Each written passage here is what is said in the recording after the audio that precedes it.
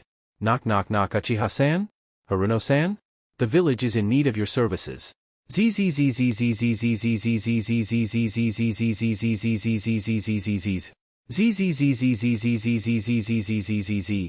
Give it to me. Get out the way. Wait. You shouldn't. Crash. Sakura. Get out here, yelled Tsunade as she entered the house, Shizen right behind her. Sakura eyes instantly opened up to the sound of her mentor's voice, while Sasuke got up from the sound of his door being destroyed by the blonde Sannin. Bitch, what do you think you're doing? Shouted Sasuke from his bed, whipping his eyes with his arm. Bitch, growled out Tsunade.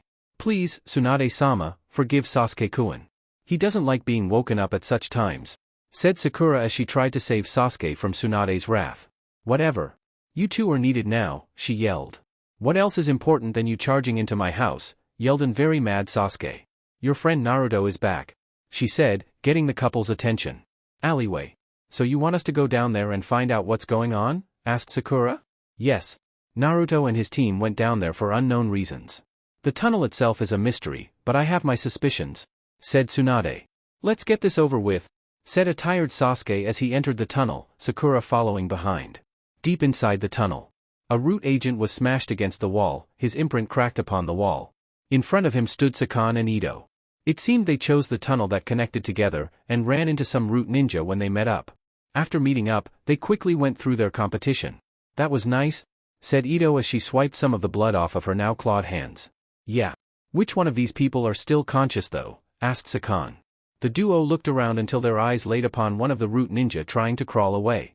No you don't, said Sakon as he stomped on said ninja's back, causing him to grunt in pain. Yukon, you're up? I got you da, said the boy from Sakon's back. He separated from Sakon and merged with the downed root ninja. Parasite demon demolition technique achieved, said Yukon. Good. Now go one with the next step, said Sakon. With a nod of his head, Yukon's head lowered down deeper into the root agent's skin, until his head was no longer seen. Sakon removed the mask off the man's face and opened his eyes to see blank white eyes. Then, gray eyes appeared within the eyes of the body, a smirk on his face. Parasite demon takeover is active, said Yukon from the body, now controlling it fully. He got up from the ground and patted the dirt off of his cloths. Ugh, his cloths are all banged up. You guys could have gone a little easy on the poor guy. Shut up and tell us the information, ordered Ito. All right, said Yukon as he started to rub his head in concentration, taping into the root ninja's memories. The place actually runs very deep underground. It is 12 floors deep, and at the bottom is what seems to be a large temple. The last floor is the largest, but is protected by many root ninja. It is now specific, but there is north of 400 root ninjas in the base right now. Finished Yukon. Good, more killing for us, said Ito as she ran deeper into the cave.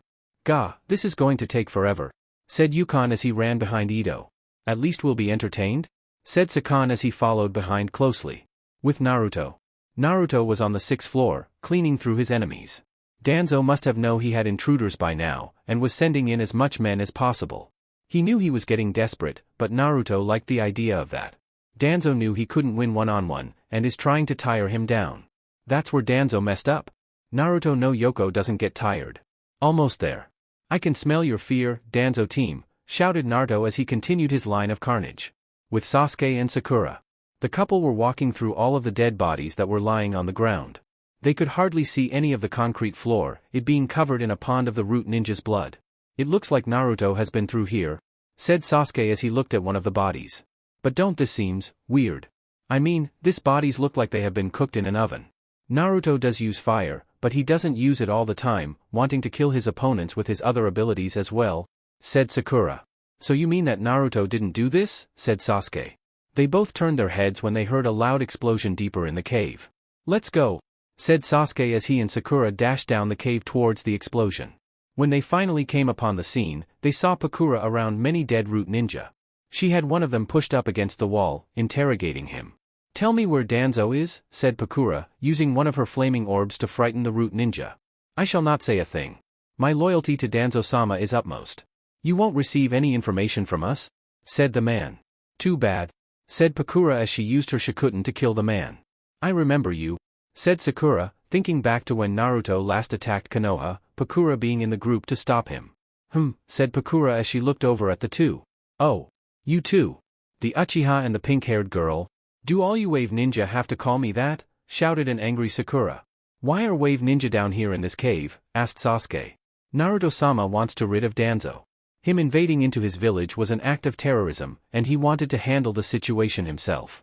He brought along some of his best killers to finish Danzo off once and for all, said Pakura. And this cave? Asked Sakura. One of Root's headquarters? Said Pakura. It was then Pakura's turn to ask questions. Why are you two down here? We have orders to come down here and see what was going on. Since we are the only ones that are on Wave's good side, we were the best people to be sent for the mission, explained Sasuke. That's a good enough excuse. You two should stay with me for now. There are surprisingly a lot of these bastards around, and I know that I will run out of churka sooner or later, said Pakura. She started to gather churka and all of her flaming orbs combined together to make a flaming ball that looked like a sun. Shikutten, incinerating flare technique, she yelled and slammed the large sun-like fireball into the ground, smashing it into pieces. They vanished from their sight for a couple of seconds, proving that there were many floors, until it exploded with a blast of fire. Sasuke, Sakura, and Pakura had to move their heads out from over the large hole to avoid having their heads burned to ashes. That's a way to make an entrance, coughed out Sakura. It's a quicker way as well, said Pakura as she patted her cloths to get the dirt off. Well then, I'll see you two down there, she said as she jumped down the large crater. Amagakura Land of Rain. Konan was huffing from her last move against Madara. She used up a lot of chakra, first making all of those paper bombs, and making them exploded at the same time took a lot out of her. Finally. No one can survive that. He must be dead, said a voice from behind Konan. Konan's eyes widened as she knew the owner of said voice. Madara had a rusty pipe in his hand and was ready to stab Konan, but had to dodge out the way when he felt something behind him. Hey now, Mr. Masked Man, we don't need you to hurt our ally, said a female voice. Yort, said Konan as she took a sigh of relief. She thought she was going to die right there. You are from Wave, no? Asked Madara. Oh yes. It really is such a great place. You should visit sometime, said Fuka as she stood up over Konan. But I'm sure Naruto-sama would kill you if he ever saw you. HMHMHM. You Wave ninja really don't know when to give up, do you? Said Madara. He flashed his Sharingan at Konan, placing her under his Genjutsu. Where is the Rinnegan? He asked. Huh? How would I know? Asked Fuka, not noticing that Konan was under a Genjutsu. In a temple made by my paper, east of Amagakura? Said a hypnotized Konan before falling unconscious. Oh. That's what you were doing, said Fuka. Yes. Even though you Wave ninja are strong, you seem to be not that smart, said Madara as he stood up. He coughed from behind his mask, blood oozing from the bottom. Seems you're battered up a lot, so how about for now we go our split ways? I need to get her to medical attention soon, and it seems to me that you need the same, said Fuka as she picked up Konan. Fair. Tell Wave to be prepared, for I have an army, he said as he vanished in a swirl. And we have our own? Said Fuka as she turned around and headed back to Wave, a playful smirk on her face. Root Headquarters 12th floor. Pakura, Sasuke, and Sakura blasted through an large iron door that was in their way. On the other side were hundreds of Root A and BU, all protecting Danzo that was in the back. So this is the last place? Said Pakura as she stepped up. Surrender yourself. You have no reason to be here. You cannot stand up against this many ninja, said a secretly worried Danzo. Oh, I know that. That's why I have help, said Pakura as she pointed to Sasuke and Sakura. If you two are helping the enemy, that makes you traitors. Detain them? Ordered Danzo as all of the Root A and BU readied themselves. There was a blasted from the other side of the temple, and from the newly made hole came Sakan, Ito, and Yukon, still controlling the Root ninja's body. What are you doing? Shouted an angry Danzo, thinking one of his own betrayed him. Oh, it isn't what you think it is, old man, said Yukon as he placed his hand on Sakon's shoulder. The hump on Sakon's back that was usually there started to form again, until Yukon's head was now fully formed. The body of the root agent fell down to the ground, long dead. There seems to be a lot of enemies here on this floor. I can't wait to have a good fight, said a crazy demon-possessed girl as she massaged her shoulders, ready to fight. It's time, Danzo team, said Sakon. He looked over on the other side of the rather large area to see the first group that blasted their way in. Oh, hey guys. Seems you got here before us. All we need now is dash. A blasted from the roof erupted through underground temple room. Broken rubble started to fall down, and Root Ninja had to dodge out the way to avoid being crushed from the falling rubble. From the newly made hole came out Naruto, looking down at Danzo with insane black eyes. We finally meet, Naruto said as he looked at the mummy man. You need to be killed. I won't allow you to live any longer. You may have the other Gokage fooled, acting as if you are actually going to help us in the war, but I know better. Deception is best used when the person you are fooling least expects it. I won't fall for your trap, yelled an angry Danzo as he pointed at the wave ninja. Engage. Leave no survivors, said Danzo. The Root A and BU finally charged forward, ready to please their master. Naruto cut through some of the ninjas before landing in between Sasuke and Sakura. You're on our side? He asked. Of course, said Sakura as she fixed her gloves. Just like old times. Team 7 back together for a homecoming? Said Sasuke as he activated his EMS. Sure. For now. Let's make the most of it, said Naruto as he covered himself in his yokai and charged forward, Sasuke and Sakura following behind closely. Sakon and Yukon were surrounded by their own group of ninja, but they weren't worried at all. These fools think they can take us? TCH idiots, right brother, said Sakon. Hell yeah, said Yukon as he used his hand and touched a seal on their shoulder. A puff of smoke appeared and out came 4 swords. Sakon grabbed 2, while Yukon caught the other. Let's go, they both said as they jumped forward. Sakon started off by quickly slashing at some of the root in front of him, but they dodged him expertly. 2 of the ninja tried to slash at Sakon from behind, but Yukon quickly leaned forward, some of his body coming from Sakon's, and impaled them. Got 2 of them for ya, said Yukon as he lifted bodies up and threw them upwards, their bodies sliding from off of the blade and in the air. Good job, said Sakon as he jumped up with a back flip. Before the 2 Root A and BU could start to descend back down to the ground, Sakon and Yukon slashed through them both in 4 places, their limbs falling down on the crowd below them. Multiple connected feet, said the twins as they landed on the ground, breaking up the concrete beneath them. Some of the root agents got their feet caught in the cracks, unable to move. Cut through them all, they both said and continued their assault. Ito was dodging left and right, getting out the way of jutsu, swords, shuriken, anything of the like. She graceful moved, using her flexibility and speed to her advantage. She's too fast, said one of the emotionless ninja. Don't worry, you'll be dead before you could even put a hand on me, giggled out Ito as she went through some hand signs. Guillotine dream, she said. Most of the root ninja found themselves in a world of only black and white. Their hands were tied behind them and their heads were put at the bottom of a large sharp blade. Any last words? Asked Ito as she held a string. She looked down at the long line of ninja before smiling. Actually, I don't want to hurt it. And let the string go. All of the blades chopped down, slicing through the root ninja's neck, decapitating them. In real life, a lot of the root ninjas' heads fell from their bodies, rolling on the ground. What's going on? Asked one of the ninja as he looked at the bodies that fell to the floor. Don't worry, you'll find out soon, said Ito. Pakura was using her extremely streaming murder jutsu to burn through the bodies of the root ninja. One by one, they were attacked by a flaming orb of heat, their bodies instantly mummifying. Suetun, water dragon bullet, said one of the ninja and sent a large water dragon towards Pakura. Shikuten, desert sunlight, shouted Pakura as she put one of flaming orbs in front of her. It glowed brighter and brighter until it blasted forward in a flamethrower-like fashion. The 2 attacks met and steam enveloped the area. Pakura took in a deep breath before going through some more hand signs. Shikuten, scorching heat wave. The steam instantly faded away and the temperature of the area rose to great heights. What's going on with my skin? Thought one of the ninjas out loud as he looked at his skin starting to turn red. You're being cooked. Alive?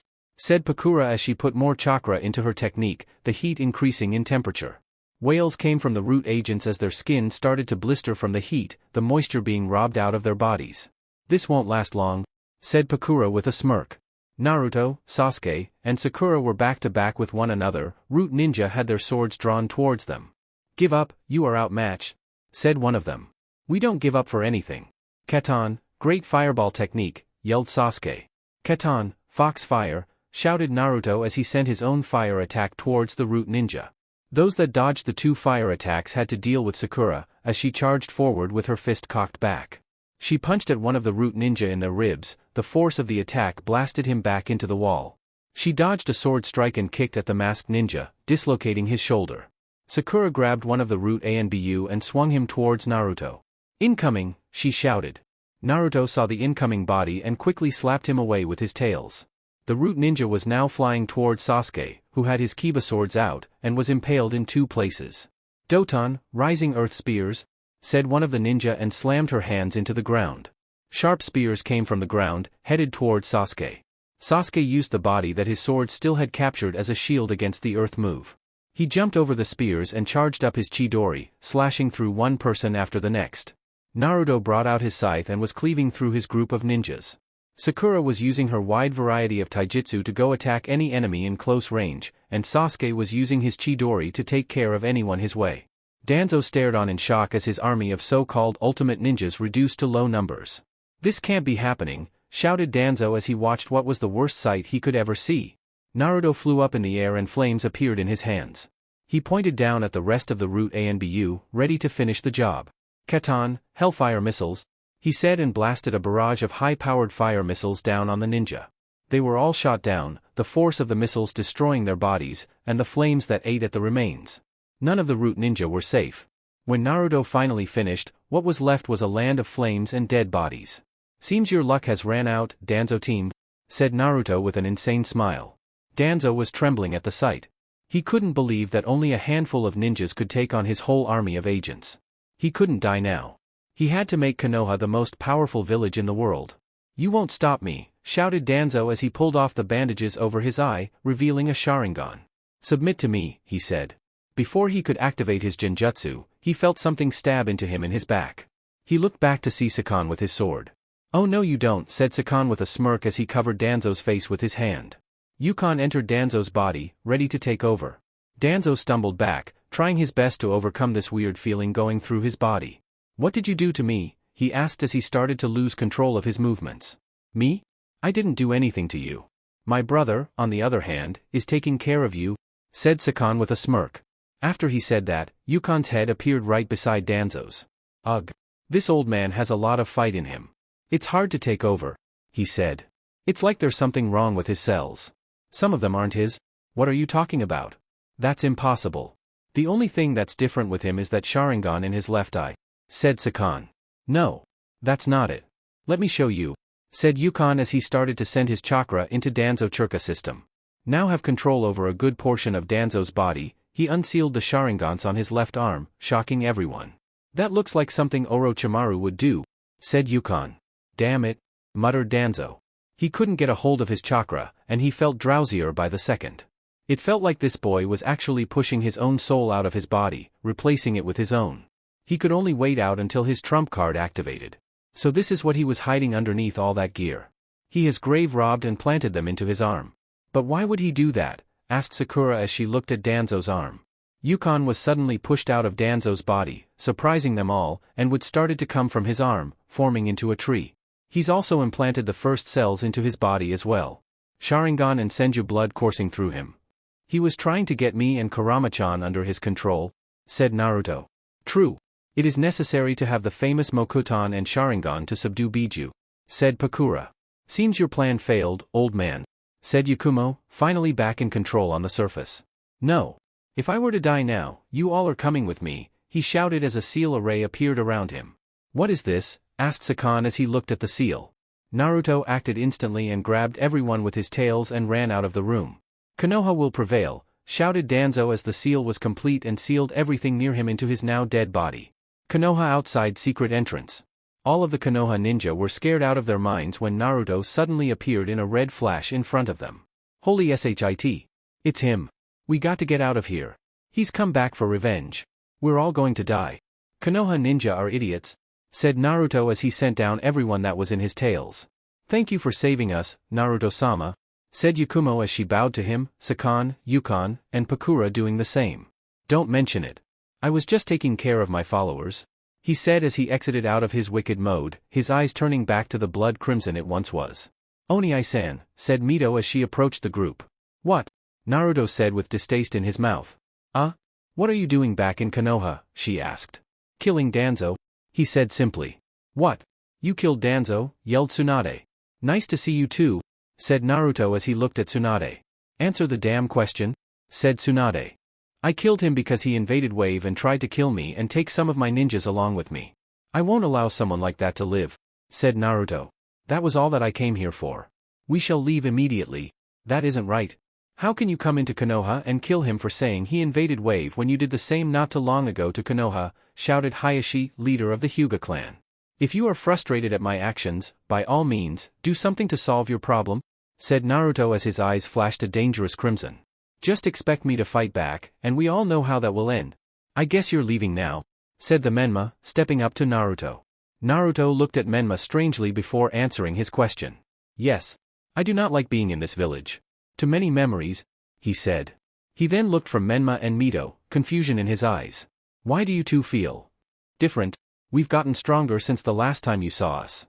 You'll see our strength in the war, said Mito, boasting up herself. Don't do anything stupid to get yourself killed, said Naruto, shooting down Mito's happiness.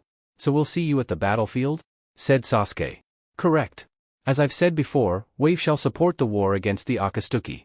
We shall be allies only for the war, and after that, we are back to being enemies. Until then, said Naruto as he wrapped his tails around Pakura, Sakan, and Yakumo and flew off. With Naruto. Naruto was flying through the skies, while the others were asleep in his tails. They used up a lot of chakra today, and all the fighting had to deplete their energy levels. Naruto would make sure nothing would happen to them, though. Sochi-san. A distant voice said, causing Naruto to stop midair. Naruto looked up at the moon to see it was full this night. You again? He spoke out loud. He saw a silhouette of a white-haired woman in the moon before it disappeared. War, approaching. Do whatever it takes, whispered the voice. Takes to what? Win? I shall. The only reason why I'm in this war is to get rid of Akatsuki, said Naruto. No it isn't, said the voice. You're doing it to protect those you love? Naruto growled out. Whoever was the woman he was talking to knew more than she should. How do you know this, asked Naruto as he looked up the moon. I've known you for a long time. I see the darkness in heart. And the good inside as well. You wish to prove yourself. That you aren't just a monster, said the voice. Who are you? You say you've known me for a long time, but I don't know of you, said Naruto. You're Ka-san. I already have a Ka-chan, and it isn't you. Her name is Tsunami, not you. If you've known me for so long like you've said you have, then why haven't you helped me during my harsh life? You would only say a few words to me before you stop talking until the next full moon. Explain to me how you are my Ka-chan? Naruto said as he glared up at the moon. When he didn't get an answer back, Naruto just scoffed. You may be right, protecting those from Wave is more important to me than my personal goal of getting rid of the Akatsuki, but that doesn't mean that you are my Ka-chan. Mothers help their sons, something you have never done. You're not as bad as that red-haired woman back in Konoha, but you don't have the right to call me your son, so stop. If you weren't with me then, why be with me now? Said Naruto as he continued his flight. He didn't hear the quiet sobs that echoed through his mind. Next day Kyuumo. All of the Kages sat around a table, Mifune also being present. Minato and A were having a heated staring contest, one glaring at the other. Hello A, said Minato. Hello Mr. So-called fastest ninja alive, said A. Faster than you, muttered Minato. Do you want to test me out? I promise you the years haven't done a thing to my ninja skills. You've probably just been sitting behind a desk all of these years, doing paperwork. Forgetting about polishing your skills, countered A. When you are leader of the strongest village in the lands, I don't have time playing around, for I have a lot of responsibilities to uphold. I've heard you still have your temper tantrums, you smashing that desk in the other Gakage summit, said Minato with a smirk. You mean the meeting you weren't at cause you were beaten senseless by your own son? Asked A. The two blasted Ki at each other, their hatred of each other still strong even throughout the years. I thought that this was a formal meeting, not two children fighting over damn toys, said Zabuza. The other two Kages didn't say anything to Zabuza, but they knew he was right. I'm glad the newly made Kunikage is among us. I assume that you are aware of our current problem, said Mifune, wanting to change the subject. Yes. The Mizukage has told me of the war against Akatsuki and Wave shall join, said Zabuza, glancing at Mei. Good, now for other dash. Ayo brew, what's good with ya? Chillin' with the crew I see, said the newly arrived killer bee, the Jinchuriki of the 8 tails. "Bee, what are you doing here? Go wait outside," shouted an annoyed A. "I now, don't be mad, get glad. I have arrived right on time. My verses are the deepest of the deep, and they could give you motivation to work harder in making them their war plans," said B as he pulled up a chair and sat down next to his older brother. "Please forgive me, for this is my idiot younger brother, Killer B," said A with a sigh, putting his hand on his forehead. "I've heard much about you, B-san," said Mei as she looked at him. "Well, I want to get to know mo about you, girl." "Damn, that is one killer girl right there, brew. I think I'm in love with a stripper," sang out B. "A stripper?" shouted Mei, totally offended. She was like what B was saying before, but calling her a stripper was way out of line. "B-e," shouted A and gave him the iron claw. "Shut your mouth now. I don't hate, appreciate. I'm a trying ta. You know. Build alliances." "Hee wee," shouted B, only to get the iron claw again. "Is that Samahata on your back?" asked Zabuza, seeing the sword strapped on his back. "Oh yeah. Got this from some weird shark man, but I was the better man in the end." "Wee," said B. "We need to continue the meeting about the war," said an annoyed Gaara, Mei agreeing and covered her breast when she saw B staring at them. Zabuza was looking at the sword suspiciously, Sugetsu doing the same. They knew what Kisame could do with that sword, and for him, it should be easy to beat Jinchuriki, since taking chakra away from them was his specialty. Inside Samahata, Kisame was sweating bullets. He wasn't expecting Zabuza to be here. He could give him away, and around all of these Kage-level ninjas wasn't the best place to be exposed. Even though Kisame was scared, it was for no reason. The meeting proceeded smoothly, without a hitch. Battles plans were made, information was traded between the Kages and Mifune, and every possible outcome of how the war could go was mentioned. It was the most productive meeting yet, the Gakage actually making progress in the fight to win the upcoming war. When they were through discussing everything, most of the war was planned out and all of the Gakage felt comfortable with the strength of the allied shinobi force. "Good, I believe that we have went over everything," said Mifune, glad that the last meeting before the war was a success. "Yes, we have covered everything. The only thing we need to do now is to move our forces to Kumo and make the first move on the enemy," said Oanoki. "You all should bring your ninja in the next 3 to 4 days. We can't let the enemy have any more to plan," said A. "It shall be done," said Gaara. "So is that it?" asked Zabuza. When everyone agreed that it was the end of the meeting, he sighed. "Good, it's about time," said Zabuza as he stood up and grabbed his Kubikura Bocho. All of the Kages jumped back when he slammed it down on the table, destroying it. "What are you doing?" shouted Minato as his guards, Kakashi and Yamato, came from hiding to protect their Kages. "Just trying to address something," said Zabuza as Haku and Suigestu jumped next to him. "Something that you could have addressed formally instead of slamming your large sword in front of us?" asked an annoyed Mei. "Yes. Something plain and simple actually," said Zabuza as he picked up his sword from the very large crack on the ground and put it on his shoulder. "Here is the truth, Wave is independent." "What does that mean?" asked Gaara as Temari and Kankuro stood in front of him. "It means we do what we want," said Zabuza with a smirk behind his bandages. "So all this explaining the war to you was for nothing?" growled Oanoki. "Oh no. We will keep our word in joining the war, but in our own way," said Zabuza. "Explain further," said Gaara. "Well, Naruto-sama doesn't trust any of you, except for Mei and her village. He doesn't like the fact that you all wished to kill him before Oanoki suggested that you all should have Wave as an ally than an enemy," said Zabuza. "Who told you this?" asked an aggravated Reikage. "The same person you sent that informed us of the war," said Zabuza. All of the Gakage laid their eyes on Mei, making her gulp. Naruto-sama doesn't like following orders from anyone. He knew that if he couldn't lead the whole army himself, then why follow along like the rest of you? So that is why he made a new plan, said Zabuza. He took a deep breath before continuing, Wave shall join the war when we want. We won't be in Kumo for the start, for we shall jump in at any time we wish. We have our own plans, our own battle strategies, and our own ninja. Each one of our ninja are high A rank and above. We won't be defeated easily. So what you are saying is that Wave is our trump card? Said Oanoki. A trump card that we can't control. That is dangerous. How do you know when we will need Wave's help if you aren't there on the battlefield yet? That isn't the agreement we made. You all asked if Wave could participate in the war, something we are going to uphold. We just have a different way of running things than you do, said Zabuza.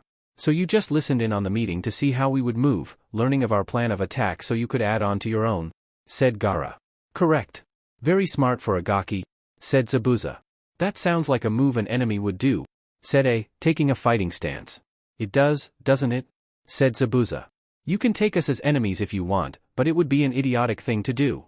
We have a common enemy, so why not face it? I mean, in the past, it was the only reason why you 5 great nations would even build a temporary alliance. To get rid of someone in your way.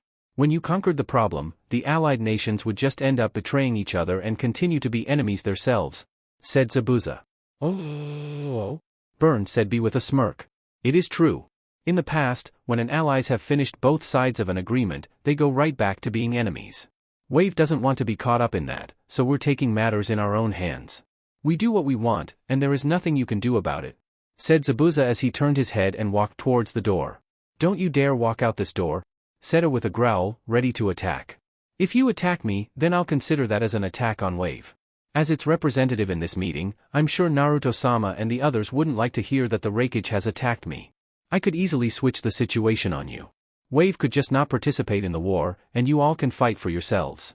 If you win, then Wave will just declare war on you 5 great nations, and I'm pretty sure we'll win since you all will be weakened majorly from the war. So attack me, for I won't hold back, said Zabuza, without even looking at A. The 3-wave ninja continued to walk out the room, not worried about what A was trying to do. Damn. Wave ninjas are some gangstas, said a very impressed B. Zabuza is smart, said Minato. By saying that they are going to do whatever they want, they can pull out the war if anything goes wrong.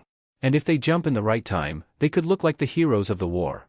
And finally, if they don't like how we are running the war and if one of us actually tries to do anything, then Naruto will just pull out the war and then take over our own personal villages. The war hasn't even started, and we are already at Wave's mercy, finished Minato as he rubbed his chin. Naruto had too much power in the situation they were in, and he was using his power to the fullest. Are we just going to take that? Shouted A. We can't do anything about it, shouted Mei, surprising them all. You don't understand how strong he is. We won't win if we faced him. I've seen his power personally. He defeated Isabu, the 3-tailed turtle, at the age of 13. He is too much for us. I wish we had a better relationship with Wave, but we don't.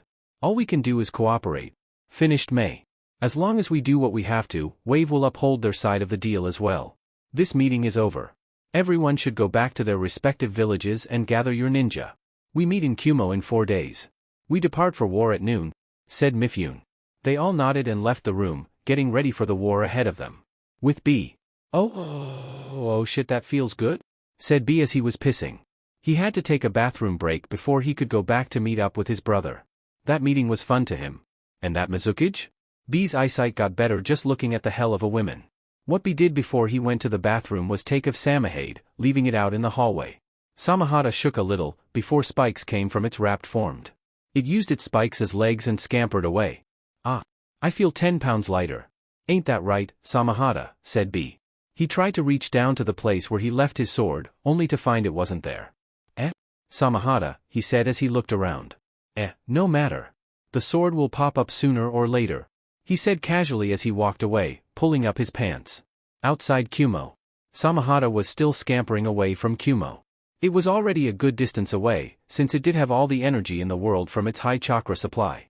It suddenly stopped and opened its mouth, and Kasama Hashikaki came out from it in all of his sharky glory. Finally. I'm away from all that terrible rapping, he said as he petted Samahada. Good girl. You did good, he said, getting purrs of happiness from the living sword. Alright, now back to dash. He had to grab Samahada and jump back when a large sword dropped right where he once was. What the hell was that? Said Kisame. He looked up to see Zabuza, his Kubikiribocho planted in the crack in the ground it just made. Good to see you again, said Zabuza as he got up from his crouched position. Zabu-chan. You look good. Did you gain a little muscle on ya? Said Akaki Kisame. Much more than you'll ever have, said Zabuza as he got into a kenjutsu stance. Oh? You wish to fight? You know you have what is considered the weakest sword of the 7 blades. How can you beat the strongest? Asked Kisame as he readied himself. I promise you, you won't be disappointed in my skills, said Zabuza. How you been in the past years? Still following that fox leader of yours? Asked Kisame, wanting to get to know something about Zabuza before the actually fight started. Yeah. I heard what he did to you when you two first met. Hee. Naruto-sama said he had you begging for mercy. Hee. He told us that you didn't want to die a virgin. Still haven't hit yet in all your years, laughed Zabuza. Shut up, shouted Kisame with a red face. You know good and well I have problems with females. Apparently, and you'll die a virgin here. Now. Growled out Zabuza. Still mad at me for calling you weak all those years ago? Laughed out Kisame. He put on a serious look and got into his own kenjutsu stance. Well then, come prove me wrong. The two didn't move a while, judging each other's stances. A twig broke off a branch and headed towards the ground. Once it hit the snow-covered ground, the two kenjutsu masters charged at each other, starting their match. Kisame parried Zabuza right slash, their blades clashing together. Their strength was equal, neither was backing down. Kisame kicked upwards, but Zabuza lifted up his knee to block. Gotten stronger and quicker. You have changed? Said Kisame with a smirk. Not the time to play games, said Zabuza as jumped over Kisame and went through hand signs, Suetun, water bowl, and a jet of water came out of his hand, flying towards Kisame. TCH, nothing, said Kisame as he blocked the attack with his sword. The water from the attack formed into another Zabuza and attacked Kisame from behind, causing him to parry again. You really have gotten better, said Kisame. He grabbed the clone Zabuza by the neck and sucked the churka out of it, making it turn into a puddle of water. I'm telling you that I've changed, said Zabuza as he landed on the ground. Let's see then, said Kisame as he ran through hand signs. Suetun, water shark bullet technique, said Kisame as he launched a shark made from water towards Zabuza. Cleaver slice, said Zabuza as he cut through the water shark attack. Kisame appeared on front of Zabuza and went to punch him.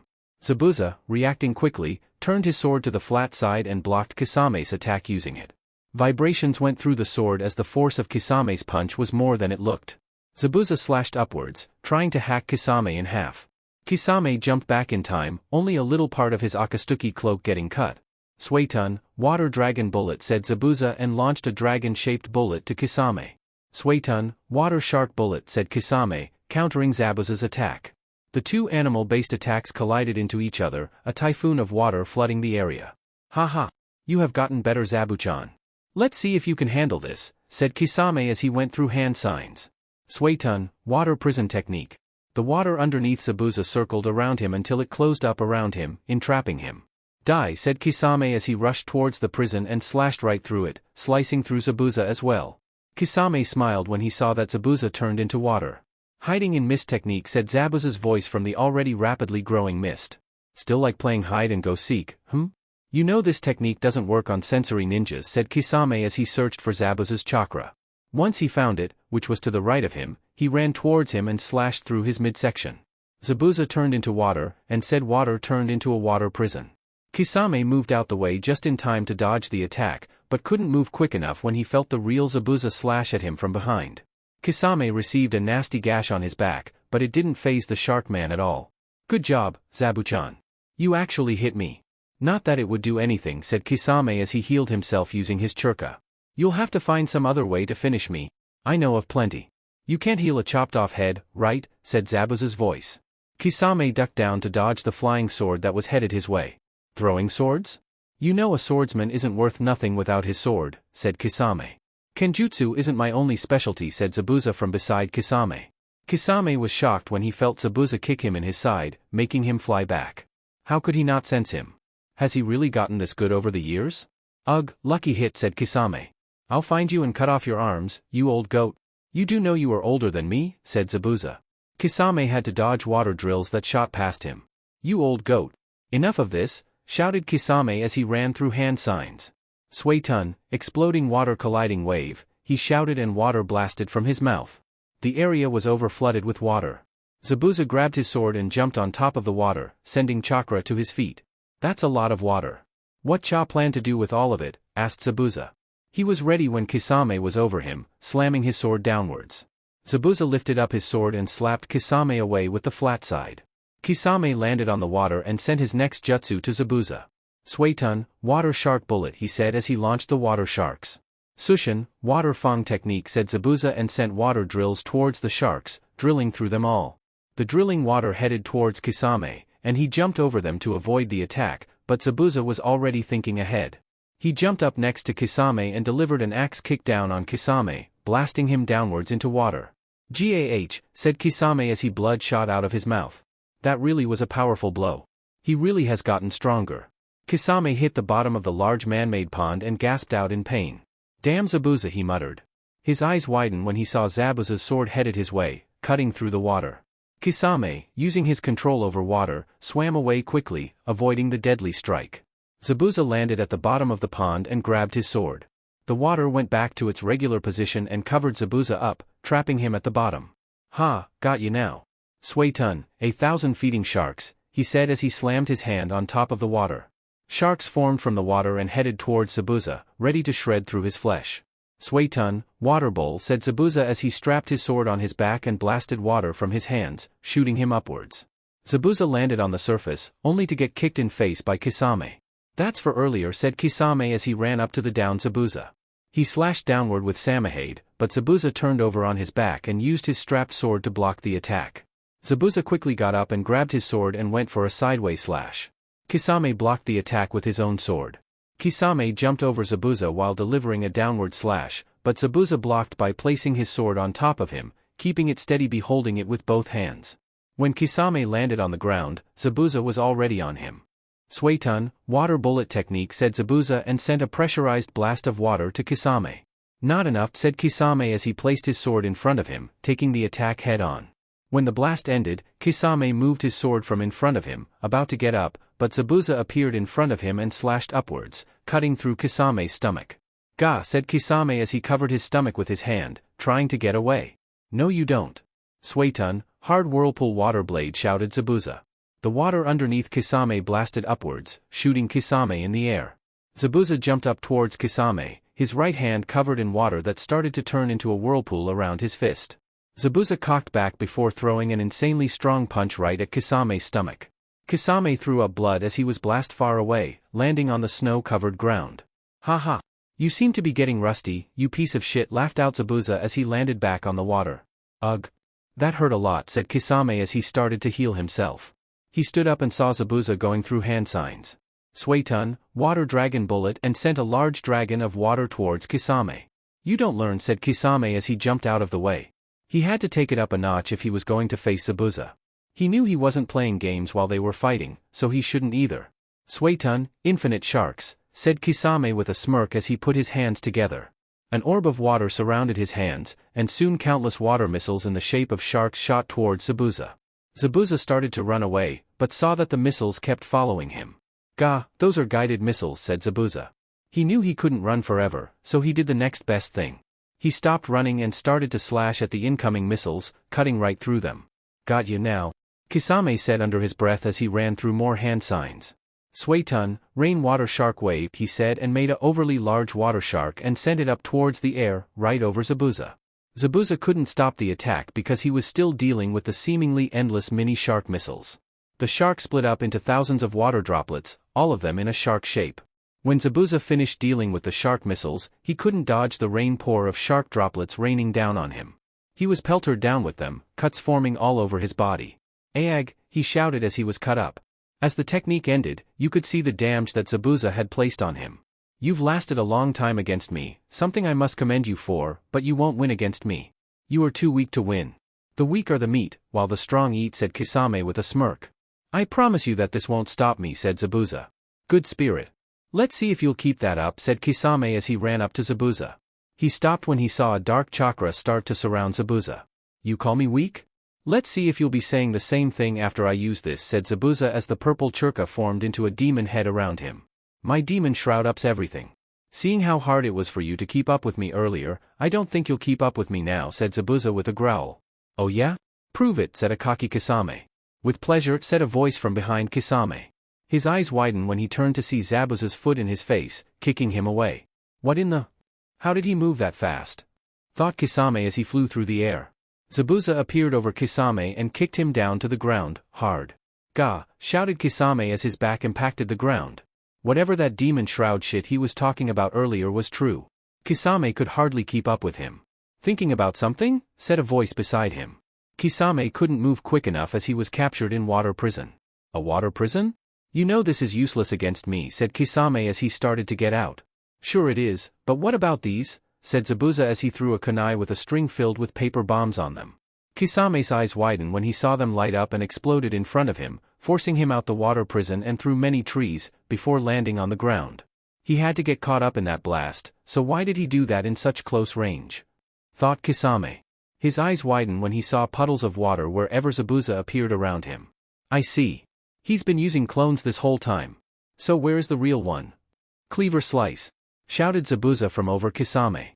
Kisame got his sword blocked it, but the force of the blow made cracks underneath him. Don't seem so confident now, said a smirking Zabuza. Mad to see who the real weakling is? I am not a weakling like you, shouted Kisame as he pushed Zabuza off of him.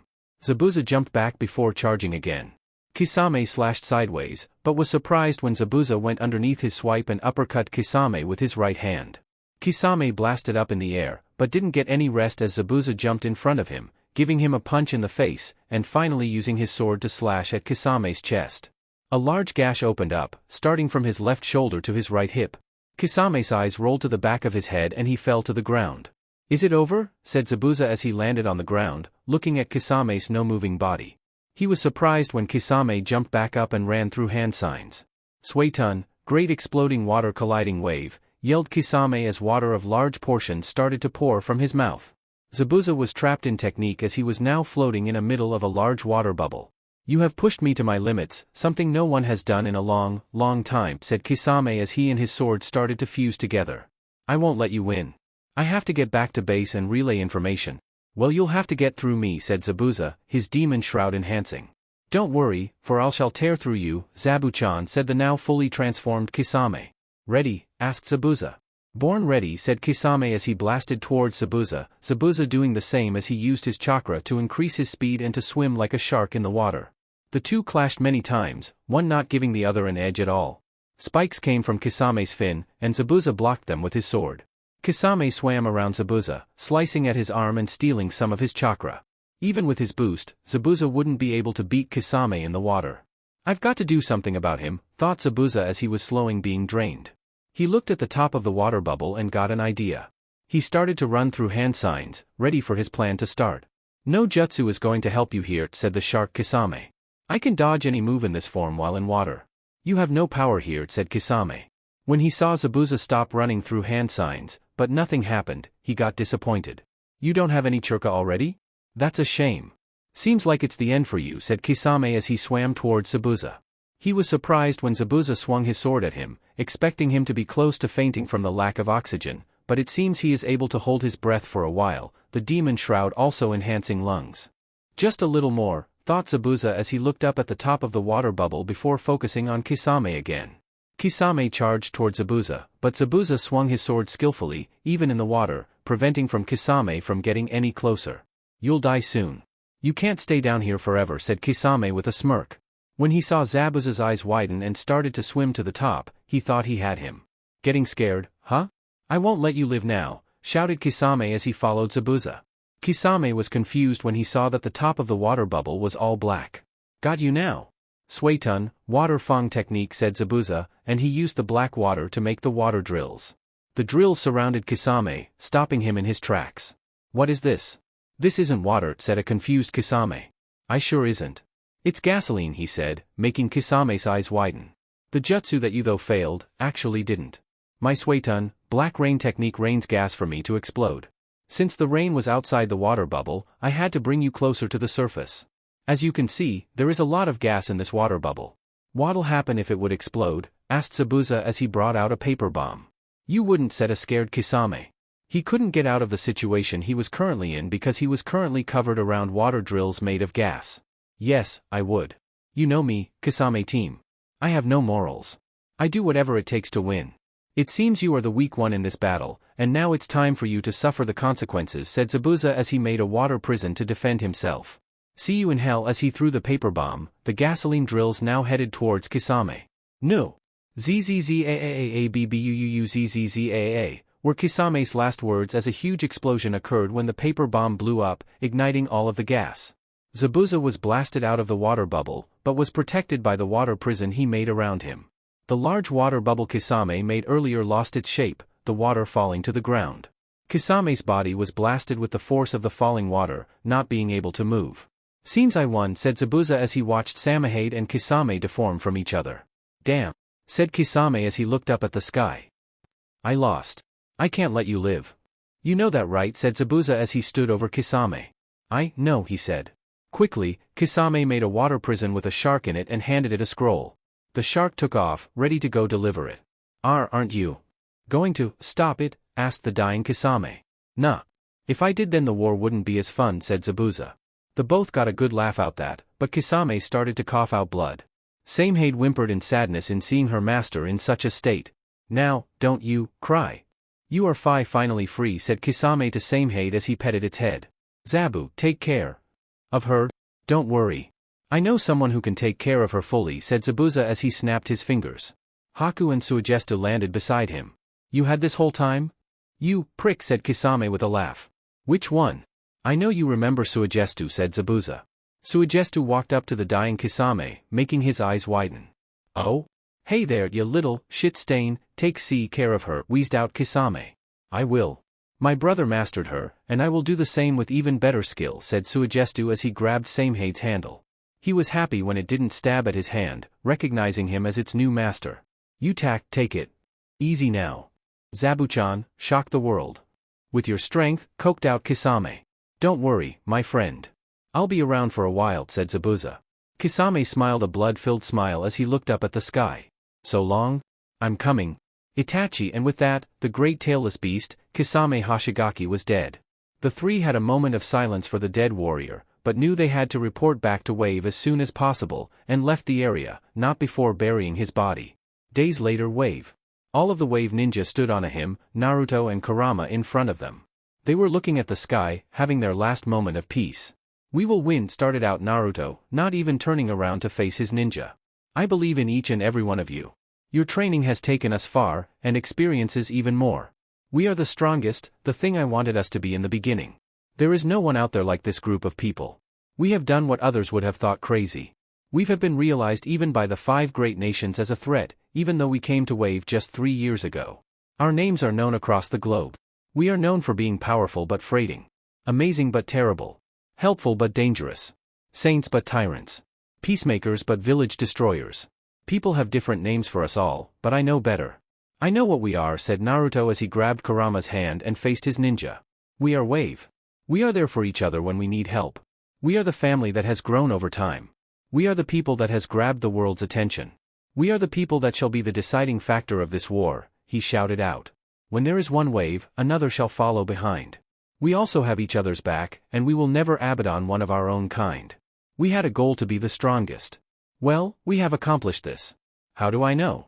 Because the 5 great nations aren't sure if we are going to win without our help. That says something. Do you know what that says about us?" he asked as he looked at each individual person. Zabuza. Haku. Dosu. Kin. Zaku. Fu. Yakumo. Jirobo. Kidamaru. Tayuya. Sakan. Yukon. Fuka. Guren. Pakura. Karen. Suigestu. Yugo. Isaribi. Enko. It means we are what we have always wanted to be. The greatest. The strongest. The best. We are Wave, and we don't show any mercy to any enemy. No matter the number, we will blow through our enemies like they were nothing. We take no bullshit from anyone, because they either respect us or fear us enough to not that we are not the ones to mess with. All of our lives have been tough, but we have fought and persevered enough through the struggle that made us strong. Everyone has changed since they have been a part of Wave, and everyone here I have come to know as the word family. You all know my story. I shouldn't know what that word means, but you all showed me what it was. It means that you have people to depend on. To trust. And I thank you all for showing me that, but we have something to do. The world needs our help, and I'll be damn sure to see us stand out on top," said Naruto as he turned around. "Now, let's go win ourselves a war,